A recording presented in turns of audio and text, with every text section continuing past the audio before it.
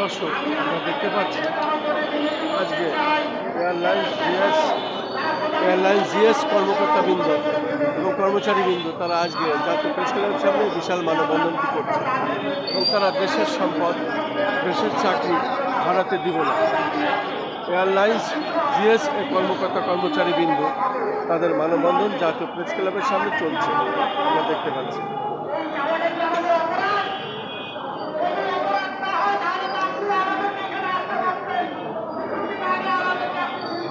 বন্ধ করো, সবার আগে বাংলাদেশ গড়ো। জিএস নিয়োগ পদ্ধতি পরিবর্তন রাখতে হবে এবং আমরা দেখতে পাচ্ছি দেশের সম্পদ, দেশের চাকরি হারাতে দিব না।